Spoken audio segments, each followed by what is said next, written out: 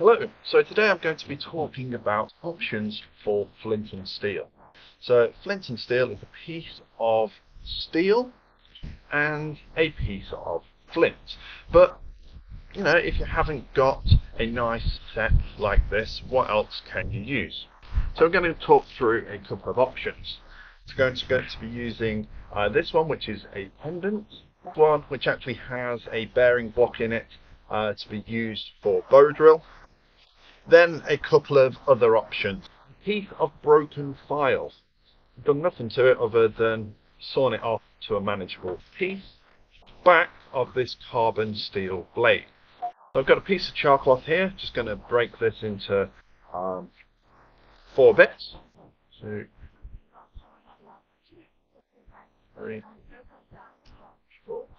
So on my piece of flint, I'm going to find a nice sharp edge. So there's a nice edge here.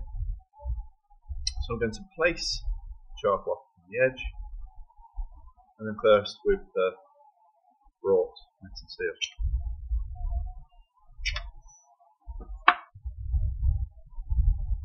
That caught nice and easily. Next one.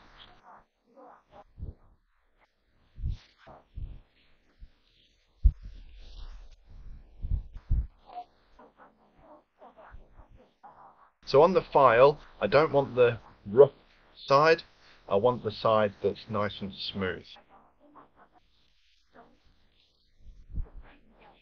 Again, some nice sparks come off that, and that was it nice and easily. Finally, the knife. So this is probably my least favourite because it will damage the back of your knife, and you have to be very, very careful with this. So I'm holding it in my fingertips and keeping the blade well away from my hand, lining that up with the nice edge.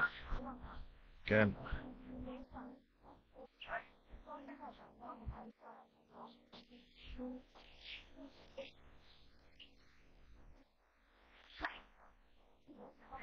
And that worked. That works nice and easily as well. You can make it slightly more safer by putting the flint at the bottom down like this.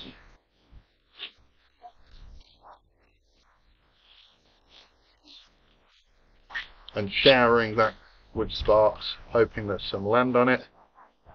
It has there. And that's another way of using the back of your knife. Thank you for watching. If you've enjoyed this video, please subscribe, and I'll catch you in the next video.